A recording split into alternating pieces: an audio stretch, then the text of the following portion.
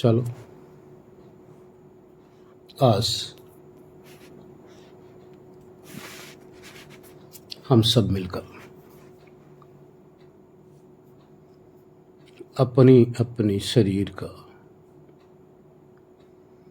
दाह संस्कार करते हैं। इसको चिता पे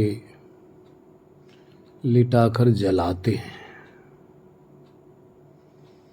जिस कारण से हमें इतना मोह है। इस शरीर का ही मोह सबसे बड़ा है। शरीर का मोह, इस देह का मोह अगर हमारा हट जाए तो मुक्त ही समझो। लेकिन ये देह भाव जो है जाता ही नहीं, जबकि सब ने देखा होगा, जितने भी जुड़े हो या जो भी सुनोगे, सब ने देखा होगा। जो आपके बहुत प्यारे, बहुत आपके सगे, बहुत अच्छे, बहुत प्रिय, आपने कैसे उनकी देह को जला दिया। तनिक भी रहम नहीं आया है? उस समय जरा सा भी मोह नहीं आया। आपकी भी शरीर इसी तरह से जला दी जाएगी, उनको जरा सा मोह नहीं आएगा। लेकिन हम आप इसी शरीर के मोह के कारण से ऐसे फंसे पड़े हैं कि मोह भंग हो ही नहीं पा रहा है।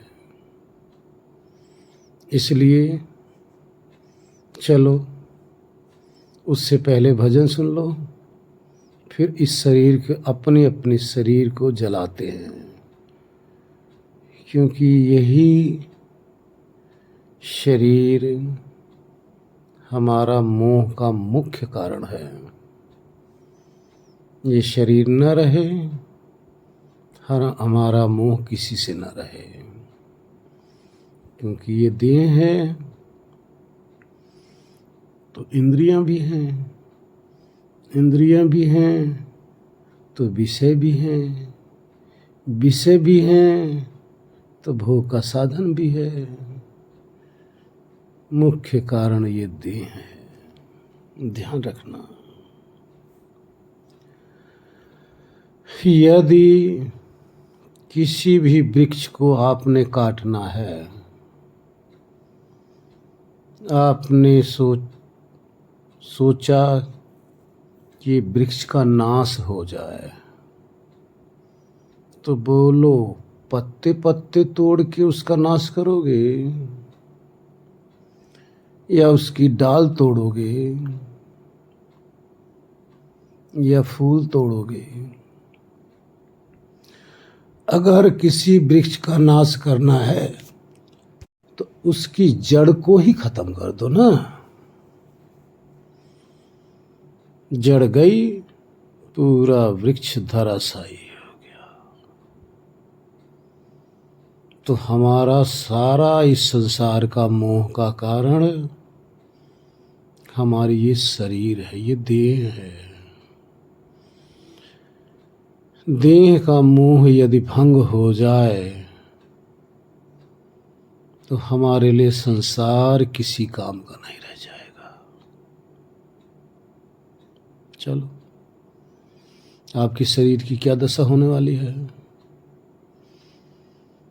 सुनो, विचार करो, भजन के रूप में समझा जाए। कौन समझे? हम आप, जो इतरा रहा है इस जड़ देह को प्राप्त करके, इस नस नाड़ियों को प्राप्त करके न इतरा रहे हैं। कोई सुंदर समझ रहा है, कोई कुरूप समझ रहा है, कोई कुछ समझ रहा है। भजन है,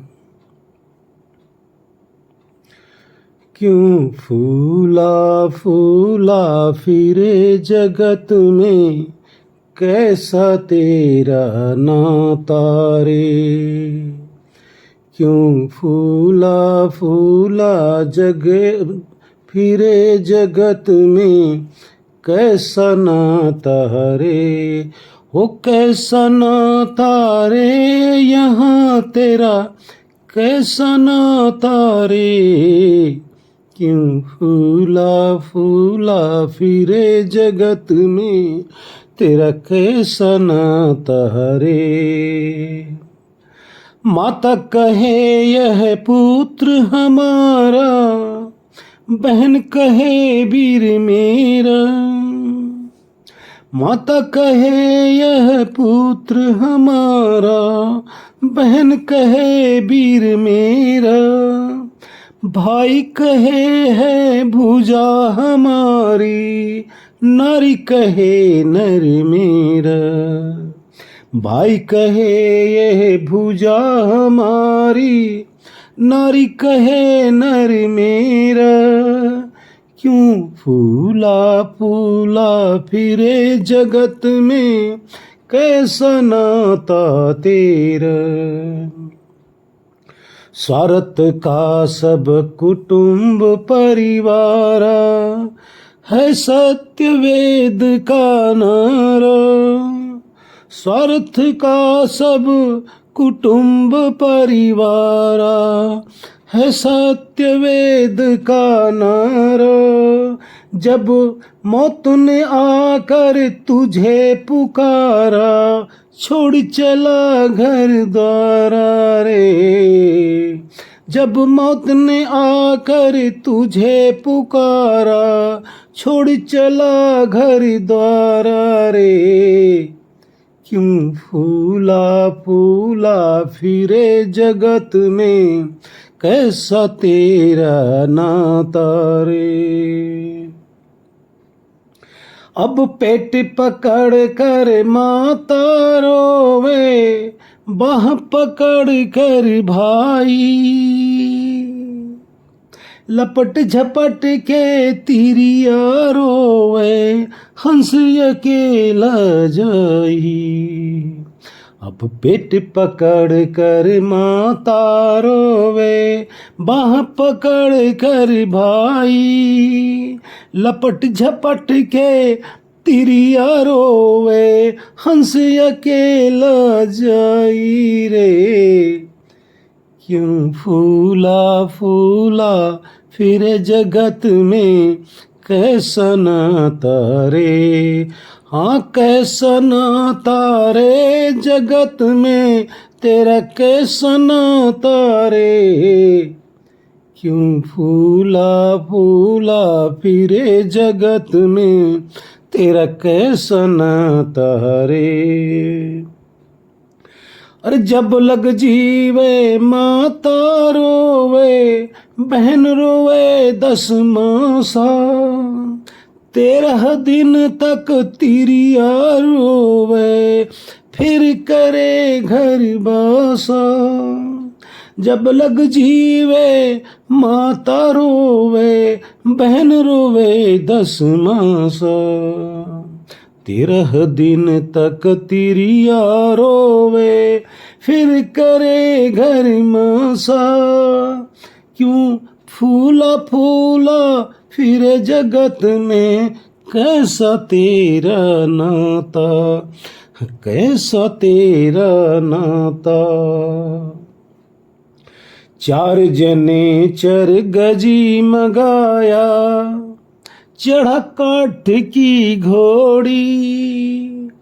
चारों कोने आग लगा दी, चारों कोने आग लिया लगा दी। फूंक दिया जैसे होरी, 4 जने चर गजी मंगाया, चढ़ा काठ की घोड़ी। चारों कोने आग लगा दी, फूंक दिया जैसे होरी, क्यों फूला फूला फिर जगत में कैसा तेरा नाता रे। हाड़ जले जैसे लकड़ी और किस जले जैसे घासा, हाड़ जले जैसे लकड़ी और किस जले जैसे घासा। अरे सोना जैसी तेरी काया जल रही, कोई न आवे पासा। हाड़ जले जैसे लकड़ी और केस जले जैसे घासा। सोना जैसी काया जल रही, कोई न आवे पासा रे। क्यों फूला फूला फिर जगत में कैसा तेरा नाता, कैसा तेरा नाता रे। हाँ, कैसा जगत से नाता। झूठे मोह ममता में मूरख बंधा 84 पासा। कहत कबीर सुनो बैसा दो, छोड़ो जग की आशा। झूठे मोह ममता में मूरख बंधा 84 पासा। कहत कबीर सुनो भाई साधो, छोड़ो जग की आशा। क्यों फूला फूला फिर जगत में कैसा तेरा नाता, कैसा तेरा नाता जगत में, कैसा तेरा नाता। क्यों फूला फूला फिर जगत में कैसा तेरा नाता। हाँ, कैसा तेरा नाता। आप लोगों ने, सबों ने कभी न कभी कोई अपने प्यारे को फूंका है, कोई अपने पति को फूंका है, कोई अपनी पत्नी को फूंका है, कोई अपने बेटे को फूंका है, कोई अपने बाप को, कोई अपनी माँ को, कोई अपनी बहन को। अगर ऐसा नहीं तो कोई अपने रिश्तेदार को, कोई अपने अड़ोसी के पड़ोसी को। सब ने जलाया है एक दूसरे को, जला जला कर इसी देह को हमने खाक किया हुआ है। और अपने आंखों के सामने इस शरीर की, देह की को खाक होते, राख होते हमने देखा है। धूं धूं करते हुए, जलते हुए भी हमने देखा है। उसी धुएं में बदबू, उसकी खून जला है, मांस जला है, उसकी बदबू आते भी हमने देखा है, सुना है, सुना है।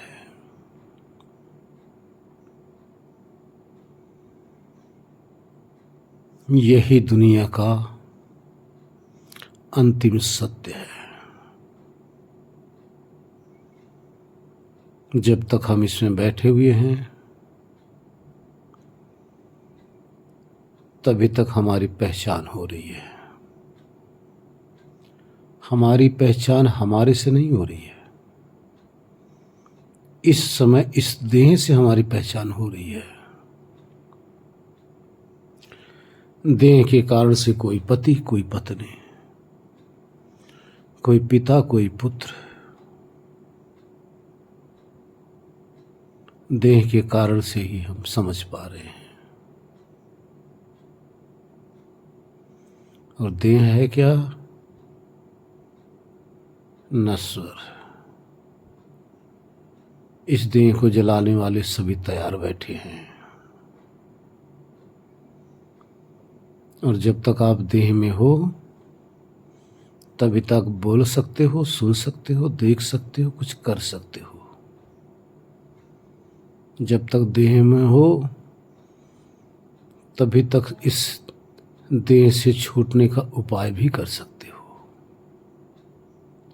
फंसना चाहे फंस सकते हो, बचना चाहे बच सकते हो। फंसना और बचना दोनों हमारे अधीन है। जैसे आपने औरों की देह को आग के हवाले करके राख कर दिया,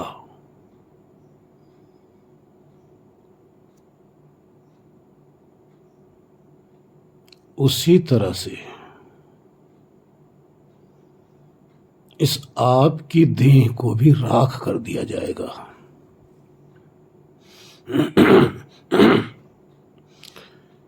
जो देह आपको इतनी प्यारी लग रही है,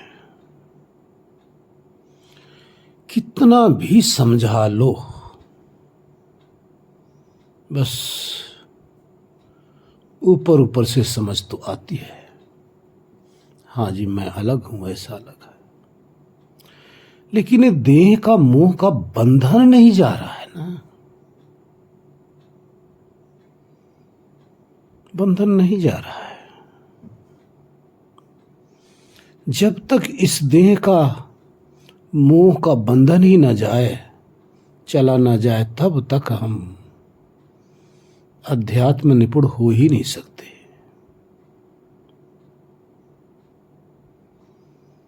विचार करो, आपकी ये देह तो जलाई जाएगी भाई, चाहे आप मानो या ना मानो, जलाई नहीं तो सड़ जाएगी, सड़ेगी नहीं तो गिद्ध कौवे जंगली जानवर खा लेंगे, नहीं कहीं लावारिस पड़ी रहेगी। ये गुरूर तो मत करना कि ये देह बचेगी, नहीं बचेगी। और ये भी गुरूर मत करना कि ये देह आपके ही सगे संबंधी, आपके ही जो प्यारे होंगे वही इसको भस्म करेंगे। किस पे गुरूर करोगे? इस देह पर या अपने प्यारों पर? जब तक आप इसमें हो, जब तक इनके काम के हो, तभी आपके नजदीक भी आके बैठेंगे। काम के नहीं होगे, आपके नजदीक भी नहीं आएंगे। समाज में देख लो, दुनिया में देख लो, जिस परिवार के लिए आप करोगे ना, उनके पास इतना समय नहीं है। जब उनकी घर गृहस्थी बस जाएगी ना, तो आपके पास उनके लिए बैठने का भी समय नहीं रहेगा।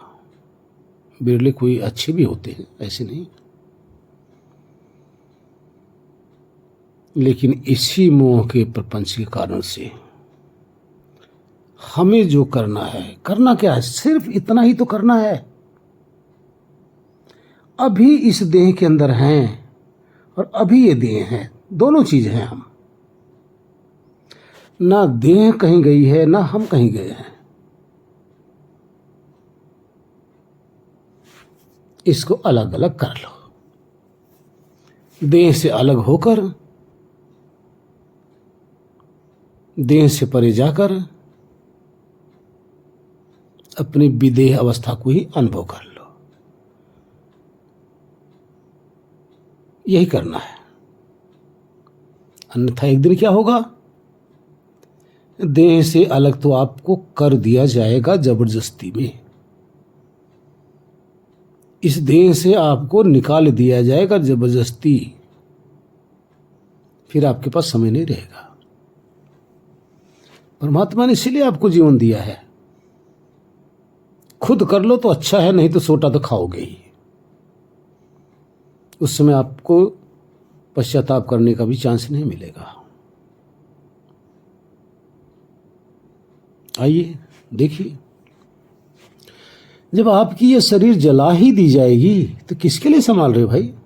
किसके लिए? जरा विचार करो। जीने के लिए ना। और जीना क्यों चाहते हो भाई? किस लिए जीना चाहते हो? जीने का कारण क्या है? क्या रीजन है? अगर आप इससे और अपने में जो भेद है ये जानने के लिए जीना चाह रहे हो, तब तो आपका जो जीना है सार्थक है। सार्थक है, क्योंकि इसीलिए परमात्मा ने आपको जीवन ही दिया है, ये देह दिया है। अगर आप भोग विलास के लिए जीना चाह रहे हो तो ये जीवन आपका निरर्थक है, व्यर्थ है। भोग विलास कर कर इस धरती पर टट्टी पेशाब करना चाह रहे हो,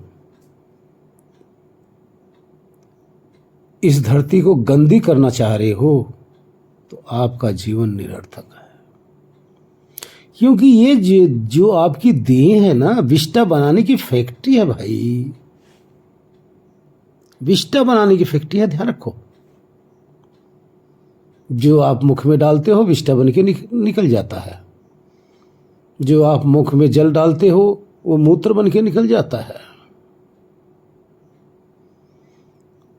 आंख से कीच बन के निकल जाता है, कान से खूंट बन के निकल जाता है, मुख से थूक बन के निकल जाता है, कफ बन के निकल जाता है। कोई ऐसी इंद्रियां नहीं है। और आपकी त्वचा से ये जो एक एक रोम है ना,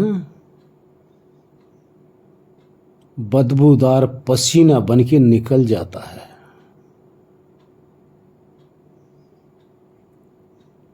ये गंदगी बनाने की फैक्ट्री है। सब जगह इसमें दुर्गंध ही दुर्गंध है। अगर इसलिए आप जीना चाहते हो तो आपका जीवन निरर्थक है। हाँ, इस नरक से, इस दुर्गंध से, दुर्गंध मल मूत्र बनाने की फैक्ट्री से अगर अपने आप को अलग समझना चाह रहे हो तब तो आपका जीवन सार्थक रहेगा। जब तक नहीं कर पा रहे हो तब तक उम्मीद रखो, परमात्मा से विनती करो, तब तक रोज ईश्वर से विनती करते रहो, प्रार्थना करते रहो, हे प्रभु अभी मेरा एक काम अधूरा रह गया है, कुछ समय और दे दो। इसलिए नहीं, हे परमात्मा मुझे और जीवन दे दो, बच्चों के लिए नोट कमाना है, उनके लिए घर बनाने हैं, उनके लिए फैक्ट्रियां लगानी है, उनके लिए ढेरों पैसा इकट्ठा करना है। नहीं, अरे भैया हो सकता है आपसे ज़्यादा कमा लेंगे, आपसे ज़्यादा कमा लेंगे, आप क्यों गुरूर कर रहे हो? जो होता है आप करते रहो, लेकिन आपका मुख्य काम ये है, क्योंकि आप अगर मर जाओगे तो आपके मोक्ष के लिए आपकी औलाद आपके लिए कुछ नहीं कर सकती। आप उनको जीने के लिए, जीवन यापन करने के लिए धन तो छोड़ के जा सकते हो, मकान बना के जा सकते हो, लेकिन वो आपके लिए मोक्ष आपको नहीं दिला सकते। अर्थात आपको इस गंदगी का ढेर जो शरीर है, जो देह है, इससे अलग आपको समझा पाएंगे, करा पाएंगे। ये कार्य सिर्फ आपको हमें ही करना है। अगर ये कार्य हम कर लेंगे ना, तो ईश्वर ने जो हमें ये देह दिया है, तो ईश्वर ने ये जो कृपा किया है, उनकी भी कृपा सार्थक हो जाएगी। गुरु ने जो आपको बताया है, गुरु की भी कृपा सार्थक हो जाएगी। आप जो चाह रहे हैं, आप करना चाह रहे हैं, तो आपकी भी कृपा सार्थक हो जाएगी।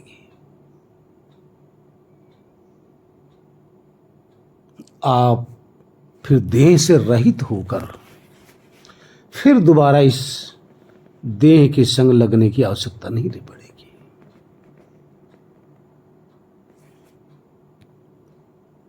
इसलिए ये कार्य के लिए अगर आपको 100 साल भी जीना पड़े तो जियो।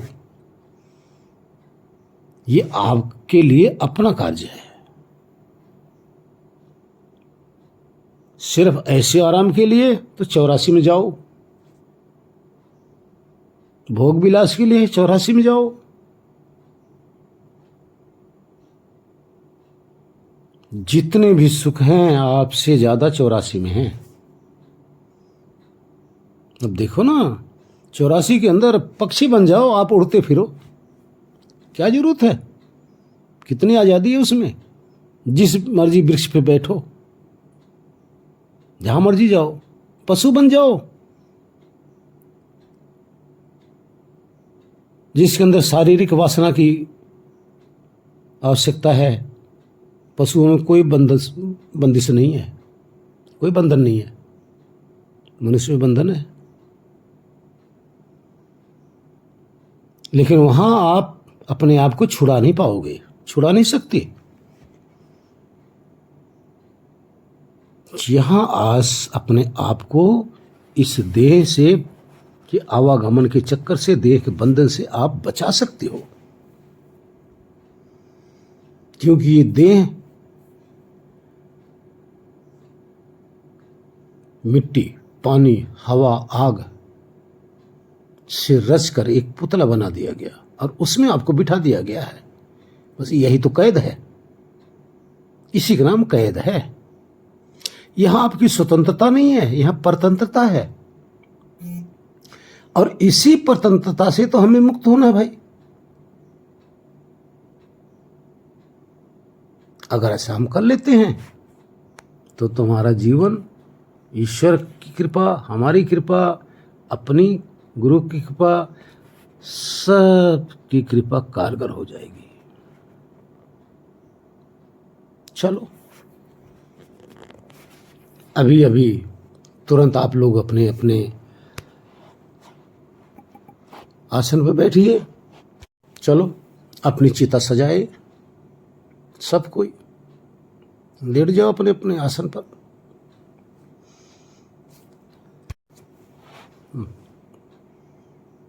आसन पर लेट जाइए, शवासन पर। कल्पना करो कि अब आप शरीर से हट गए, निकल गए, शरीर से दूर होकर कल्पना के द्वारा। ध्यान रखना, आप जब भी कल्पना करोगे तो शरीर के संकल्पना आपकी नहीं होगी, आपकी कल्पना सूक्ष्म शरीर से होगी। और मरेगी आपकी स्थूल शरीर, सूक्ष्म शरीर की मृत्यु नहीं होगी। मृत्यु होगी स्थूल शरीर की और कल्पना होगा सूक्ष्म शरीर से। यानी मस्तिष्क के द्वारा कल्पना यही करो कि आपकी शरीर खत्म। अब इस मृत शरीर को आप देखते रहो, नीचे से ऊपर तक देखने लग जाओ। अपने ही मृत शरीर को नीचे से ऊपर तक आप देखने लग जाओ कि देखो मरी हुई कि नहीं। और हकीकत मरी पड़ी है। जीवित तो सिर्फ आप ही हो। जीवित सिर्फ आप हो। जिसका जीवन होता है, जीवित वो होता है। आपका जीवन है, इसलिए जिसके कारण से जीवन होता है वो जीवित ही होता है। आप जीवित हैं। इस मृत शरीर का अनुभव करो, लगा दो इसको, शमशान में ले चलो, देखो आप निकल जाओगे तो आपके ही परिवार, आपके ही पुत्र, आपके ही पिता, आपकी ही माता सारे लग जाएंगे आपकी इस शरीर को नहलाने धुलाने में, जलाने की तैयारी करने की शुरू कर देंगे। विचार करो क्या क्या प्रक्रिया होती है। अर्थी पे लिटा देंगे ना, लाल चुंदरिया ओढ़ेंगे या सफ़ेद ओढ़ेंगे, ओढ़ लो। उस समय इस शरीर की हालत देखिए क्या होगा। उस अर्थी पे लिटाओ इसको। अब देखो आपके यारे प्यारे बांध रहे होंगे इसको, बांध दिए। पिंडदान शुरू।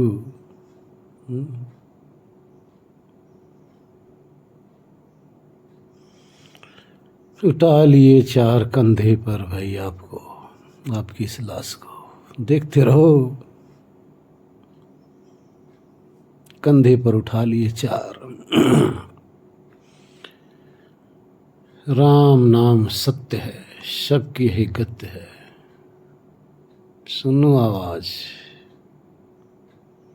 सुन लो, क्योंकि जिस दिन आप चले जाओगे उसके बाद में ये सुनने के लिए नहीं आओगे। आज ही सुन लो कि आपके साथ क्या होगा। कंधे बदले जा रहे हैं, कभी बेटा कंधा लगा रहा है तो कभी पति, कभी भाई तो कभी पड़ोसी, कभी रिश्तेदार, सब कंधे बदल रहे हैं।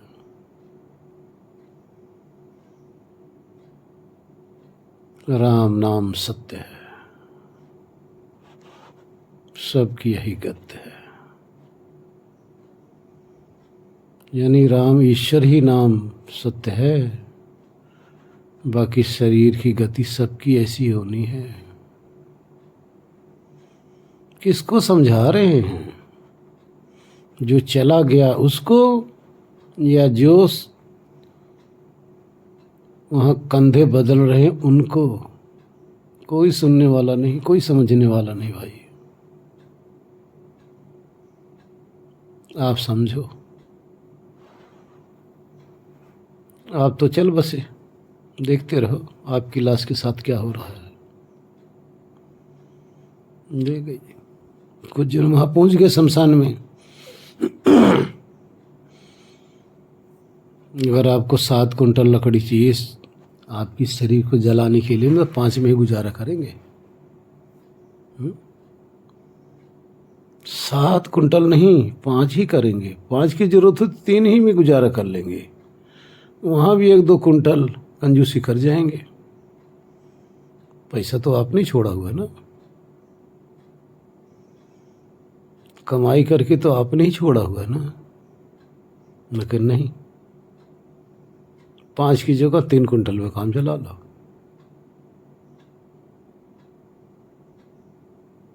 वहाँ जाके लकड़ियाँ लगनी शुरू हो गई। अब पहुँच गए शमशान में आप, वहाँ भी नहलाया जाएगा, वहाँ की जो प्रथा है वो भी की जाएगी। मोटी मोटी लकड़ियाँ नीचे बिछा दी जाएंगी।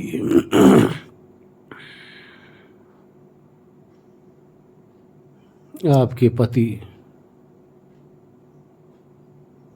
आपके पुत्र से उठा लिए, आपको ले गए लकड़ी पे, लिटा दिए जी। मोटी मोटी लकड़ियों पर आपको लिटा दिया गया। सारे रिश्तेदार लकड़ियाँ ला ला के खड़ी लकड़ी सीधी आपके पूरी लाश के ऊपर बिछा रहे हैं। खड़ी लकड़ी इसीलिए घरों के अंदर नहीं लगाई जाती, क्योंकि खड़ी लकड़ियाँ सिर्फ चिता पे ही लगाई जाती है जलाने के लिए। सारे कोई चंदन से, कोई धूप बत्ती, कोई हवन सामग्री से आपका स्वागत हुआ। देसी घी लगाया गया, आपके चेस्ट के ऊपर रखा गया, सारे शरीर पर रखा गया। घी के द्वारा आपकी चेस्ट में आग जल्दी लग जाए, आपके पूरी शरीर पर घी। हवन सामग्री क्यों डाला जा रहा है? इसलिए कि आपकी लाश की जो बदबू आए ना आग लगने से, वो बदबू इतनी ज़्यादा बदबू ना आए, थोड़ा सा हवन सामग्री उसकी गंध को परिवर्तित कर दे। चंदन भी इसीलिए डाला जाता है, नहीं तो उस गंध से आपकी शरीर जब आग लगेगी ना, आपके हाड़ मांस जब जलेंगे ना, तो बदबू फैलेगी। इसलिए देसी घी, हवन सामग्री, चंदन का बूरा, ये सब डाला जाता है। आपके लिए नहीं, आपके लिए नहीं डाला जा रहा है, आपके फायदे के लिए नहीं डाला जा रहा है, उनके फायदे के लिए कि वहीं खड़े होंगे तो बदबू उनको ना आए। आपकी लाश जलेगी, बदबू से वो परेशान ना हो। सब अपने अपने फायदे की बात, ध्यान रखो। लेटे हो, मुंह खुला, आंखें बंद, शरीर लकड़ी हुई है, कोई हलचल नहीं, कोई हरकत नहीं, कुछ नहीं। कैसे हो? क्योंकि हरकत करने वाला, यानी ये जो खेल खेलने वाला, वो तो चला गया, और ये देह है खेलने का साधन था, साधन रह गया, खेलने वाला चला गया।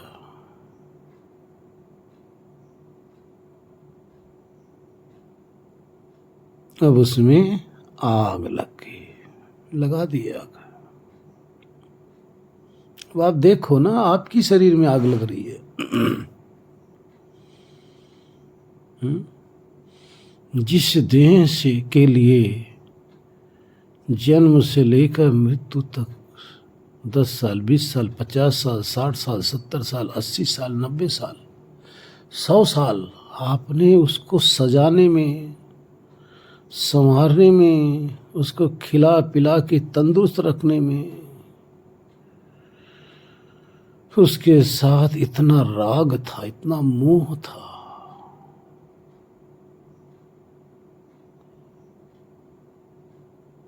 आग की लपट उसी में से निकल रही है, जल रही है।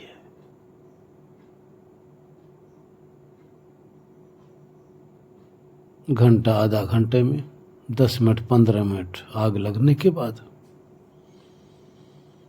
आपके ही रिश्तेदार, किसी को बिजनेस पे जाना है, किसी को नौकरी पे जाना है, किसी को अपने घर पे जाना है, किसी को कहीं जाना है, सब अपने जाने की तैयारी। कितने तो सोच रहे हैं कि मौका मिले यहां से खिसक जाऊं।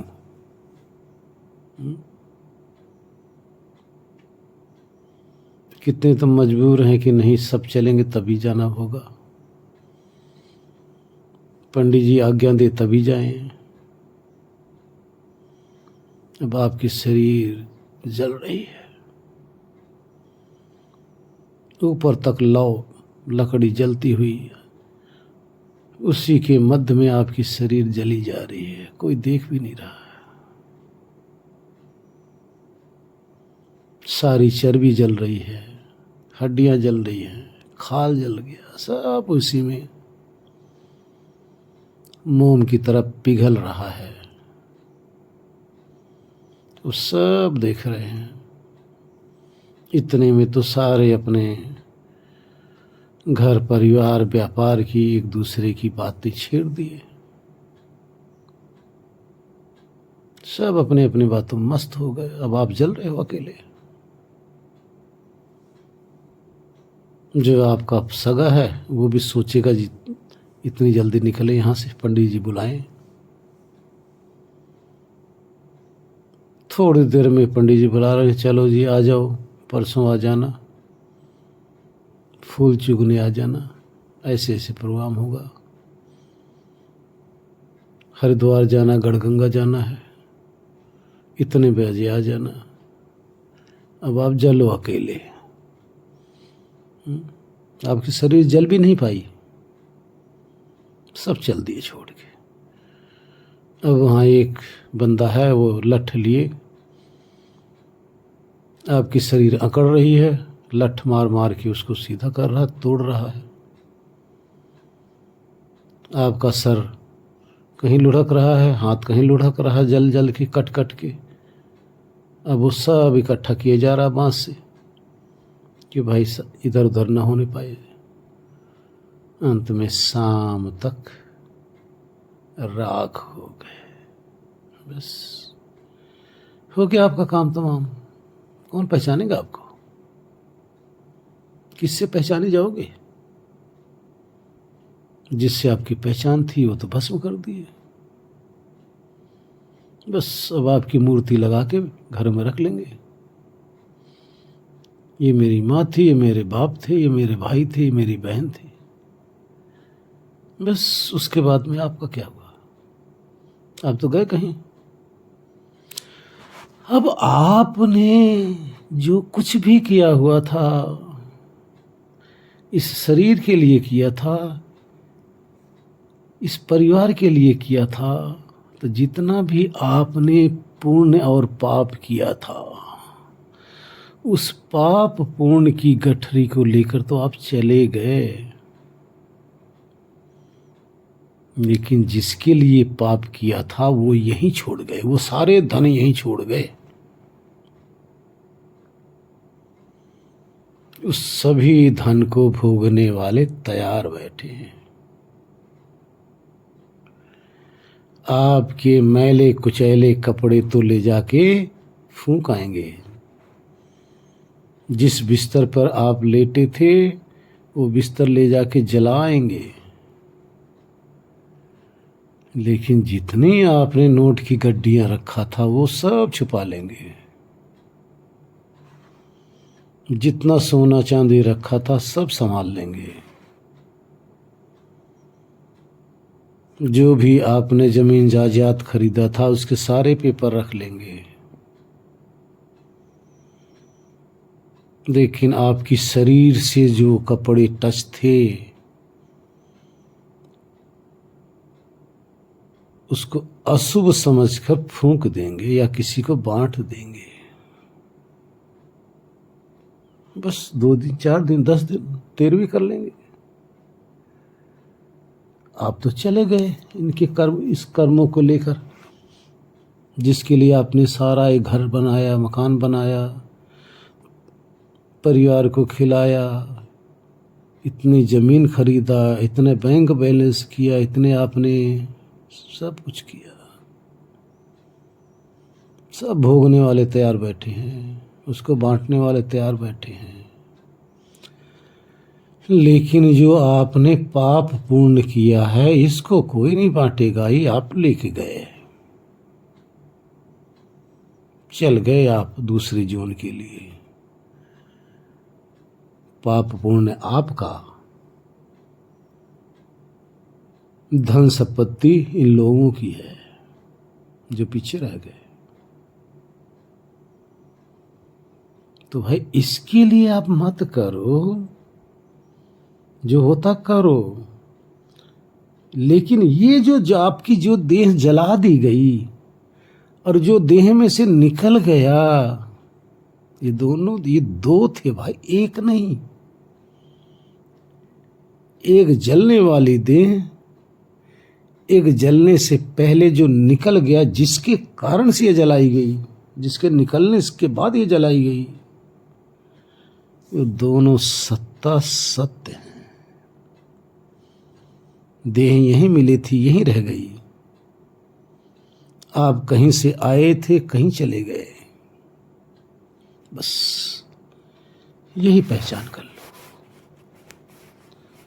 अधिक पहचानने की जरूरत नहीं है, इसी को पहचान कर लो। हरि ओम। शांति शांति शांति। ओम।